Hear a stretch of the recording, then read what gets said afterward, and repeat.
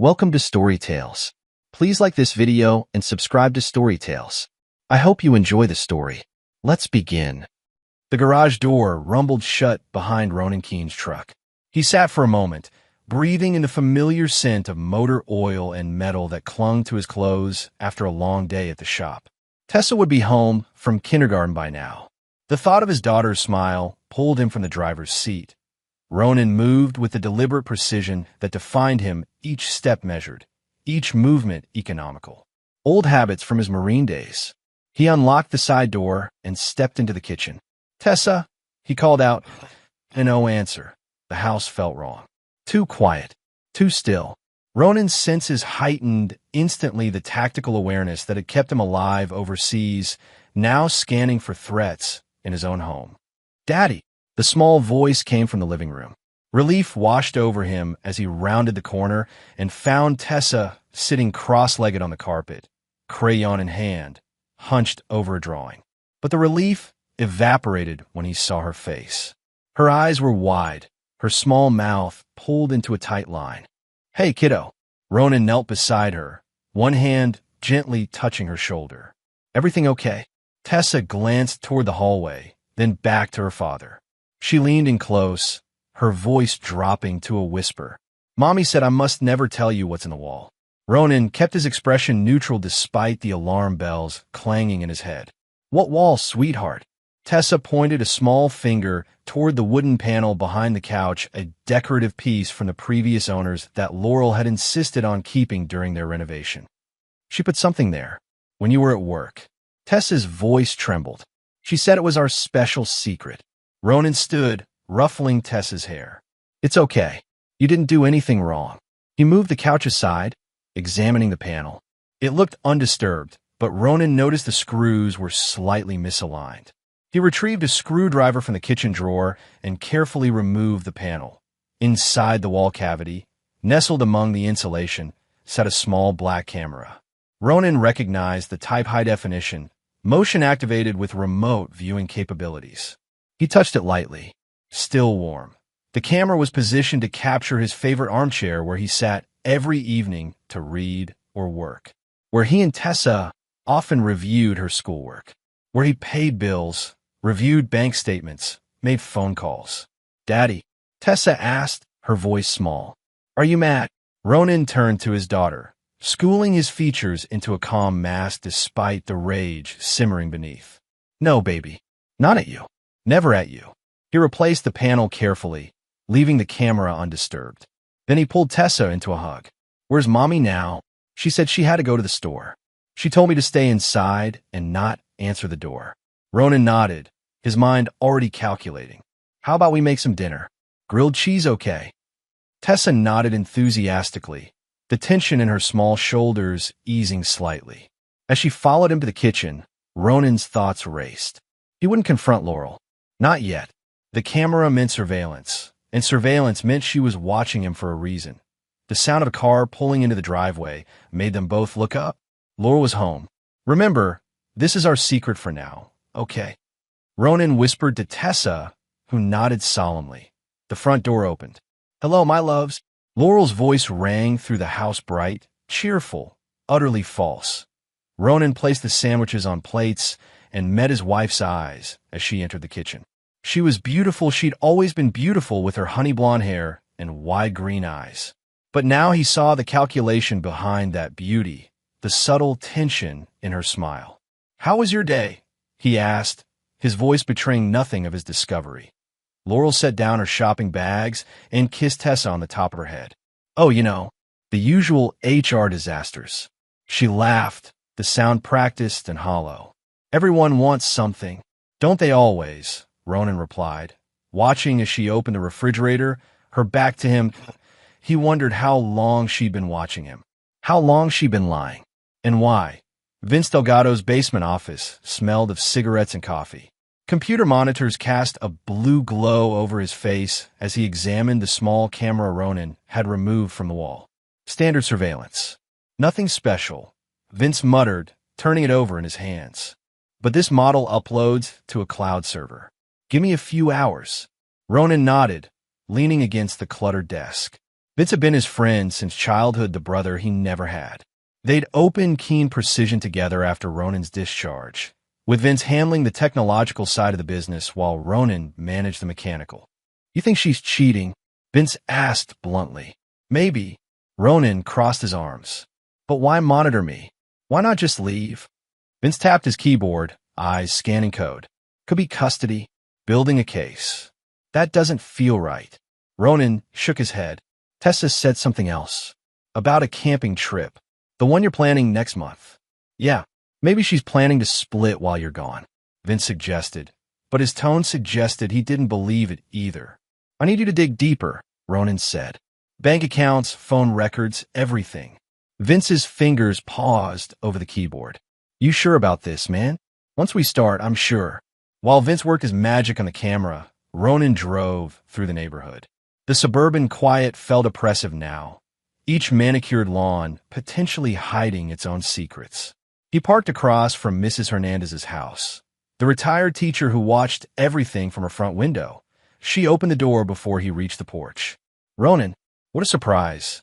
"Morning, Mrs. Hernandez. Sorry to bother you." "Nonsense. Come in for coffee." Her living room was cluttered with books and knickknacks, the furniture worn but clean. She poured coffee into delicate cups that looked too small in Ronan's hands. "I wanted to ask if you've noticed anything unusual around my place lately." Mrs. Hernandez's eyes sharpened. "You having trouble?" "Just being cautious." Tessa mentioned seeing a strange car. The lie came easily, better than explaining about hidden cameras. Mrs. Hernandez nodded thoughtfully. "Now that you mention it, there's been a silver car. One of those fancy electric ones. Tesla, I think." Ronan's cup paused halfway to his mouth. "When?" "Weekdays. When you're at the shop." She adjusted her glasses. "Stays about an hour. Thought it might be a friend of Laurel's. Handsome fellow. Well-dressed." Ronan kept his expression neutral, though his heart hammered in his chest. "Any idea when he was there last?" "Yesterday, actually."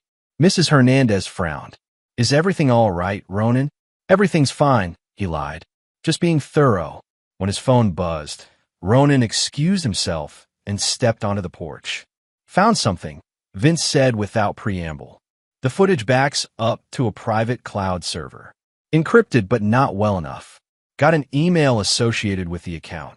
And Clint Maddox, anesthesiologist at Mountain View Surgical. Ronan closed his eyes briefly. A name. He had a name. "There's more," Vince continued. "They've been corresponding for months. Using separate burner emails, but I traced the IP addresses. Send me everything." Back in his truck, Ronan sat motionless, processing. A doctor.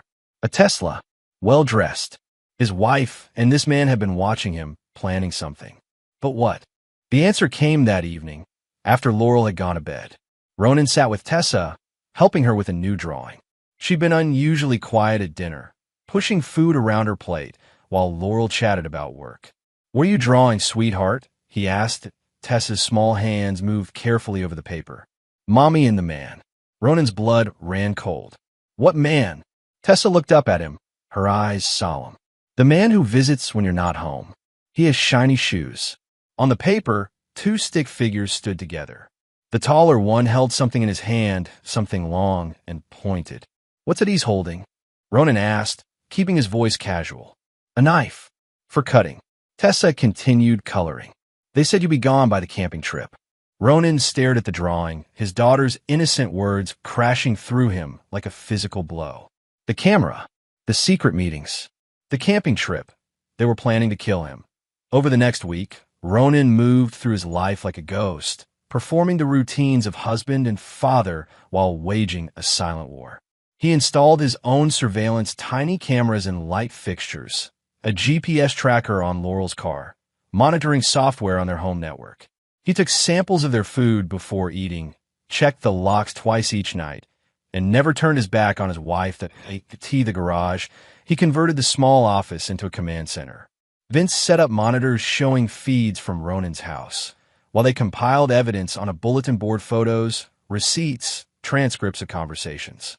"She withdrew another 10 grand last week," Vince said, tapping a bank statement. "That makes 80,000 over 6 months." Ronan nodded, studying the image of Laurel at the ATM. Where's it going? Working on it. Vince rubbed his eyes. She's using multiple accounts, moving money between them to obscure the trail. And Maddox? Clean record. Too clean. Vince pulled up a profile on his screen. Board certified, specializes in painless procedures. Divorced twice. Lives in that new development on the north side. Drives a silver Tesla. Ronan finished. Yeah. How'd you know? Neighbor saw it. Ronan studied Maddox's professional headshot, handsome, confident, cold eyes. What about phone records? Vince handed him a printout. She's using burners. 3 different ones over the past month. But I managed to access her iCloud backups. He played an audio recording. Laurel's voice filled the small office, unusually tense. If we don't do it by next week, he'll start asking questions. We use the sedative, same dosage as the DEAR protocol. A male voice responded, smooth and confident. I'll bring everything we need. You just make sure he drinks it. And Tessa, she'll be fine. Kids are resilient. Ronan's hands clenched into fists. DEAR protocol, medical terminology maybe? Vince suggested. Maddox works with animals at some rescue center on weekends. Find out more. Ronan stood abruptly. I need to pick up Tessa from school. The kindergarten parking lot was nearly empty when Ronan arrived. He spotted Tessa's teacher, Miss Shaw, walking toward her car. She noticed him and changed direction. Mr. Keene, she called. Good timing. I was hoping to catch you. Inez Shaw was younger than most of the other teachers' late 20s, with dark curly hair pulled back from her face. She had an earnestness about her that Ronan respected.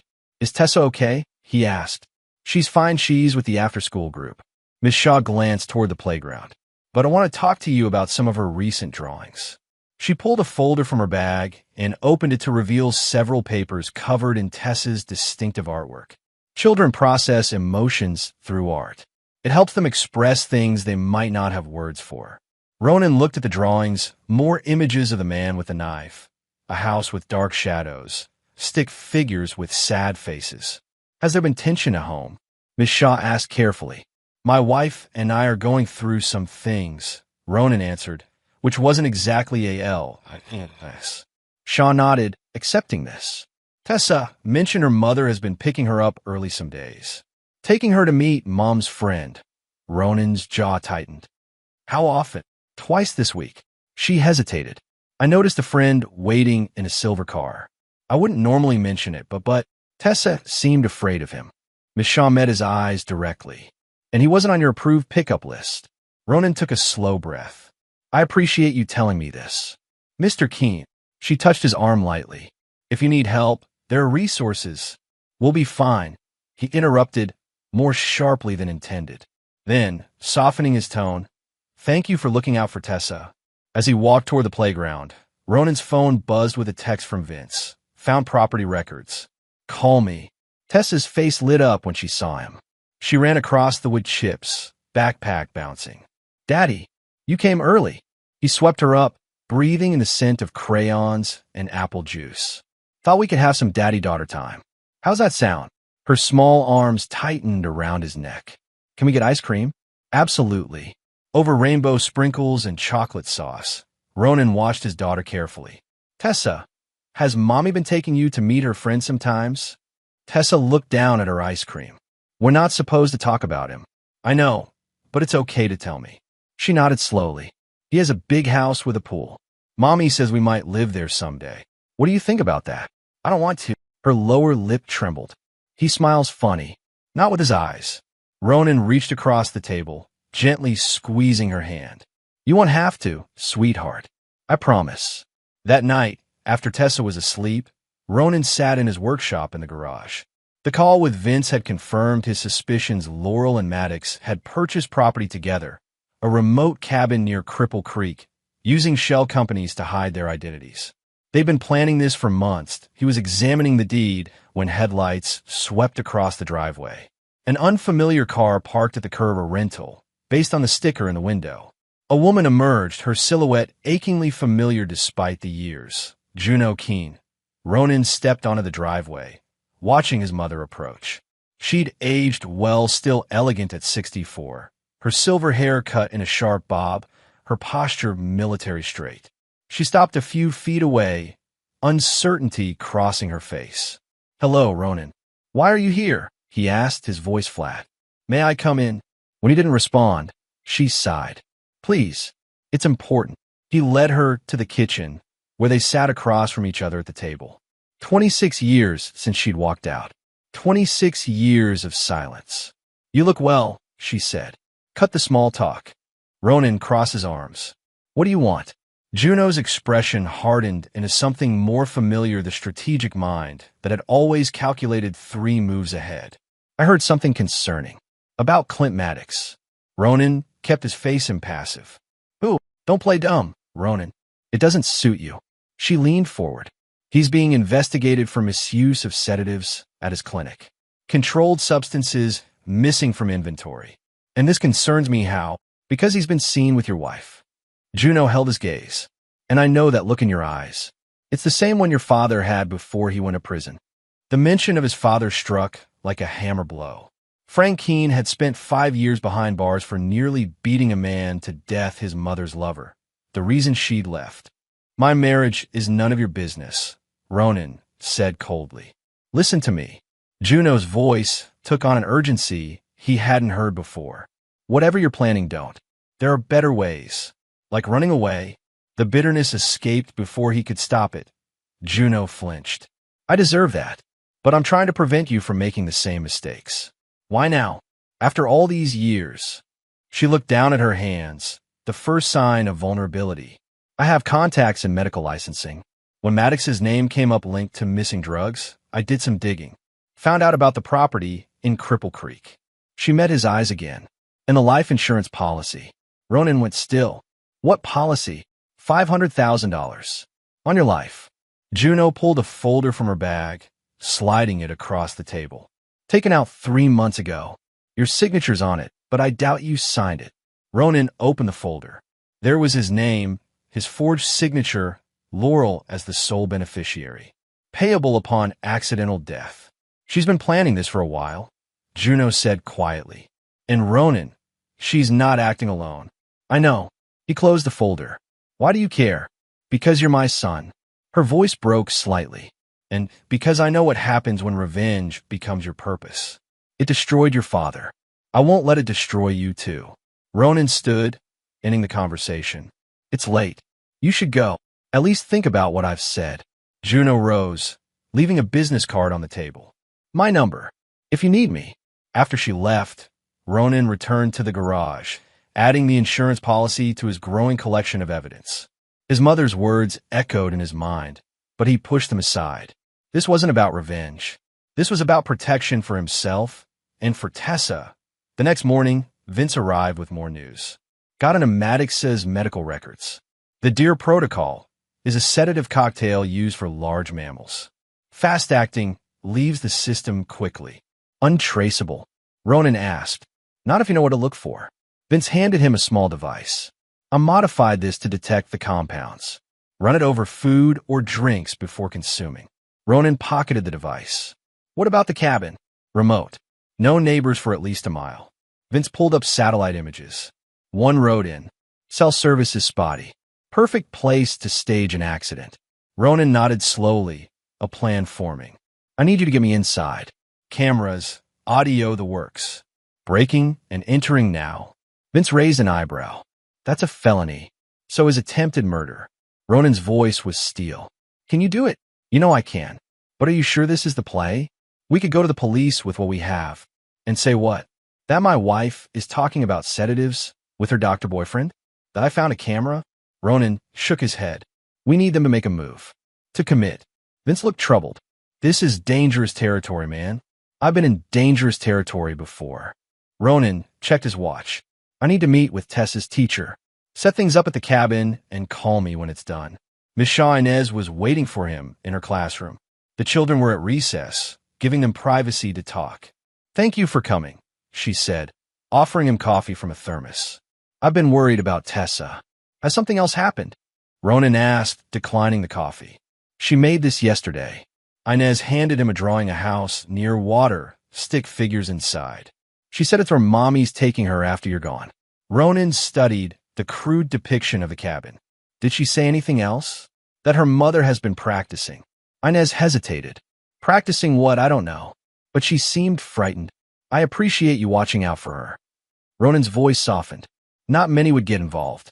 Inez's expression turned fierce. I grew up in the system, Mr. Keene. 7 foster homes. I know what it's like when adults who should protect you don't. The admission surprised him. Her file had listed an education degree from Colorado State. Glowing recommendations, nothing about foster care. Call me Ronan, he said. And thank you. She nodded, her professional demeanor returning. What can I do to help? Keep Tessa safe during school hours. Don't let anyone pick her up without checking with me. First, even my wife. He met her eyes. Things might get complicated soon. I understand. She didn't ask questions, just accepted the gravity of his request. She'll be safe here. That evening, Ronan set his trap. Laurel was preparing dinner when he entered the kitchen, moving behind her to kiss her cheek, a performance he'd perfected over the recent days. I've been thinking, he said, leaning against the counter. We need a break. Just the two of us. She turned, surprise flashing across her face. What about Tessa? My friend Mike could watch her for a weekend. The lie came easily. I found this great cabin rental near Cripple Creek. Secluded. Romantic. Laurel's eyes widened slightly alarm or excitement. He couldn't tell. When were you thinking? This weekend. Ronan watched her carefully. Unless that's too soon. No, she said quickly. This weekend is perfect. Later, Ronan listened as she made a call from the bathroom, water running to mask her voice. He couldn't hear the words, but he knew who was on the other end. The pieces were falling into place. Vince confirmed the cabin was ready, wired with cameras and microphones, every angle covered. Whatever happens there, we'll have it on record. Ronan nodded, checking the small bottle of saline solution in his pocket, identical to the sedative Maddox would provide, ready for the switch. And Tessa, my sister's expecting her. She'll be safe. As Ronan packed for the trip, Tessa watched from his doorway, clutching her favorite stuffed elephant. Do you have to go? She asked in a small voice. Ronan knelt to her level. Just for 2 days, kiddo, and then things will be better. I promise. He hugged her tightly, praying it was a promise he could keep. The cabin looked exactly as it had in the satellite images. Rustic, isolated, with a small deck overlooking a stand of pines and distant mountains. Perfect for a romantic getaway. Perfect for staging an accident. Laurel moved around the space with nervous energy, unpacking groceries and examining the rooms while Ronan brought in the luggage. She'd been unusually quiet during the drive, checking her phone repeatedly. No service, Ronan commented, setting their bags in the bedroom. Guess we're really disconnected. There's Wi-Fi. She replied quickly, then caught herself. I mean, the listing mentioned Wi-Fi. Let's unplug completely. He approached her, hands on her shoulders. Just us. Like the old days. Something flickered in her eyes, hesitation, perhaps regret. For a moment, he glimpsed the woman he'd married, the woman who'd once held their newborn daughter with tears of joy, who'd supported him through nightmares and adjustment after his service. That woman was gone now, replaced by a stranger wearing her face. I'll make dinner, she said, slipping away from his touch. Ronan watched her move around the kitchen, noting how she positioned herself to keep him in view. He pretended not to notice, playing the role of unsuspecting husband pouring wine, making conversation about safe topics. All the while, he was hyper-aware of the small device in his pocket, waiting for the moment that tea came after dinner. Laurel suggested a nightcap by the fireplace, whiskey for him, wine for her. When she went to the bathroom, Ronan quickly passed the detector over his glass. It lit up instantly. The sedative was already in the drink. With practiced sleight of hand, he emptied the glass into a potted plant and filled it with water from his bottle. When Laurel returned, he raised his glass in a toast. To new beginnings, he said. She clinked her glass against his, watching intently as he drank. To new beginnings. For the next hour, Ronan carefully mimicked increasing drowsiness, slurred words, heavy eyelids, slumped posture. Laurel grew more alert, checking her watch, texting quickly when she thought he wasn't looking. I think, he mumbled, I need to lie down. She helped him to the bedroom, solicitous and concerned. You're really out of it. Must be the altitude and alcohol. He agreed, allowing himself to fall heavily onto the bed. Stay with me. I'll be right back, she promised, pulling a blanket over him. Ronan closed his eyes, listening as she moved around the cabin. The front door opened and closed. Voices outside, too low to hear. Then footsteps on the deck, the door opening again. 2 sets of footsteps now. Is he out? A male voice, smooth, confident. Maddox. Completely. Laurel's voice held a note of triumph. The dose worked perfectly. Let me check. Footsteps approached the bedroom. Ronan kept his breathing deep and regular as a figure leaned over him. Cold fingers pressed against his neck, checking his pulse. Good. Maddox sounded pleased. Help me get him to the car. What about the note? Laurel asked. Already printed. Suicide note, depression, financial troubles, the usual. Ronan felt hands gripping his arms, beginning to drag him from the bed. He let them move him partially before making his move. In one fluid motion, he grabbed Maddox's wrist and twisted, using the man's momentum to throw him off balance. Maddox stumbled backward with a shout of surprise as Ronan rose to his feet. You're not even creative, Ronan said, his voice deadly calm. Laurel screamed, backing away. Ronan, what? Shut up. He didn't look at her, keeping his focus on Maddox, who was regaining his balance. Both of you, living room. Now.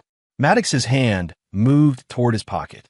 Ronan stepped forward, stopping him with a hand around his throat. Whatever you're reaching for, don't.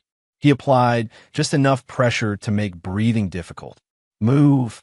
In the living room, Ronan directed them to sit on the couch. Laurel was trembling, mascara streaking down her cheeks. Maddox maintained his composure, though his eyes darted around, calculating escape routes. How long? Ronan asked, standing before them. How long have you been planning to kill me? Silence. Answer me. His voice cracked like a whip. 6 months, Laurel admitted, her voice small. Since January. Ronan nodded, unsurprised. And Tessa? What was your plan for her? She would have been fine, Maddox said smoothly. Children adapt. Don't. Ronan cut him off. Don't pretend you care about my daughter. He pulled out his phone, activating the recording app. Now you're going to tell me everything. From the beginning. Laurel looked at Maddox, who gave a slight nod. We met at a medical conference, she began. I was representing our company. He was a speaker, and you decided I needed to die. Ronan's tone was conversational, belying the rage beneath. It wasn't like that at first. Laurel's words came faster now. We were just talking, flirting. Then it became more. You were so distant, she continued, accusation creeping into her voice. Always at the garage, or with Tessa. Never with me. So you put a camera in our wall. Her eyes widened. You knew. I know everything. Ronan pulled out his tablet, displaying images, bank withdrawals, property deeds, the life insurance policy. The money. The cabin. The insurance fraud. We can explain. Maddox began. Save it for the police. Ronan turned back to Laurel. When did it change from an affair to murder? She looked away. Clint said a divorce would be messy. You'd fight for custody. Take everything. He was right about that. Ronan agreed coldly. Maddox suddenly lunged forward, reaching inside his jacket. Ronan was faster, sidestepping and driving his elbow into Maddox's solar plexus. The doctor collapsed, gasping for breath. A syringe clattered to the floor. Amateur, Ronan muttered, kicking the syringe away. He pulled zip ties from his pocket, securing Maddox's hand behind his back. Laurel screamed, a sound of pure fury rather than fear. She launched herself at Ronan, nails aimed at his eyes. He caught her wrists, holding her at arm's length as she thrashed. You ruined everything, she spat. We could have been happy. By killing me, Ronan asked quietly. By traumatizing our daughter, you never understood what I needed. Tears streamed down her face. A partner, not a robotic perfectionist who judges everything. Ronan felt nothing, no anger, no hurt, just hollow confirmation of what he already knew. He secured her wrists with another zip tie, then stepped back. I'm leaving now, he said calmly. The evidence has already been sent to the police. They should be here within the hour. You can't do this, Maddox groaned from the floor. I already have. Ronan collected his bag. You'll be charged with attempted murder, drug trafficking, insurance fraud. The list goes on. He turned to Laurel one last time, and you'll never see Tessa again. The drive back to Colorado Springs was long and quiet. Ronan's phone buzzed repeatedly with calls from the local sheriff confirming the arrests, from Vince checking his status, from his mother offering support. He ignored them all, focusing on the road, on breathing, on the vast empty space where his marriage had been. By morning, the machinery of justice was in motion. Ronan gave his statement at the station, handed over the recordings, the financial records, the insurance documents. Detective Martinez looked increasingly grim as the evidence mounted. We've also found controlled substances in Dr. Maddox's vehicle, she informed him, and a forged suicide note with your signature. Ronan nodded, unsurprised. Your wife is claiming you were abusive. Martinez continued, watching his reaction. Says she was afraid for her life. Check with my daughter's teacher, Ronan replied. Inez Shaw. She has documentation of concerning behavior. The preliminary hearing came quickly. Ronan sat in the courtroom, watching as Laurel entered in handcuffs, her attorney whispering urgently in her ear. She'd lost weight, her designer clothes replaced by a modest suit that somehow made her look smaller, diminished. She didn't look at him. Vince testified about the surveillance equipment, the digital trail of planning. Inez spoke about Tessa's drawings, the unauthorized pickups, the child's fear. Even Juno appeared, reluctantly confirming she'd discovered the insurance policy through her industry contacts. When Tessa's recorded testimony was played, her small voice describing Mommy's secret friend and the medicine to make Daddy sleep, Laurel broke down, sobbing in her hands. The judge was unswayed. Bail is denied for both defendants. This court finds sufficient evidence to proceed to trial on all charges. Outside the courthouse, reporters clamored for statements. Ronan brushed past them, finding Juno waiting by his truck. It's over, she said simply. No, the trial is just beginning. I meant the danger. She hesitated. Have you thought about what happens after? For you and Tessa? Ronan looked at his mother, really looked at her for the first time since her return. The regret in her eyes was genuine, the concern real. We'll manage, he said, less harshly than before. You don't have to do it alone. She touched his arm lightly. I know I have no right to ask for a second chance. You don't, he agreed. But Tessa might need a grandmother. It wasn't forgiveness. Ronan didn't believe in second chances, but it was something. An acknowledgement, perhaps, that family took strange forms. Sometimes 2 months later, Ronan stood in the empty house, watching as movers carried the last boxes to the truck. The sale had gone through quickly. No one wanted to stay in a home filled with such betrayal. He found a new place outside town, a small ranch with views of the mountains, room for Tessa to play, space for him to breathe. Inez had helped with the search, her practical nature cutting through real estate agents' sales pitches. She'd become a friend during the chaos, maybe something more, someday, when the wounds weren't so fresh. Tessa ran through the emptied rooms, her footsteps echoing. Is our new house ready? Already, Ronan confirmed.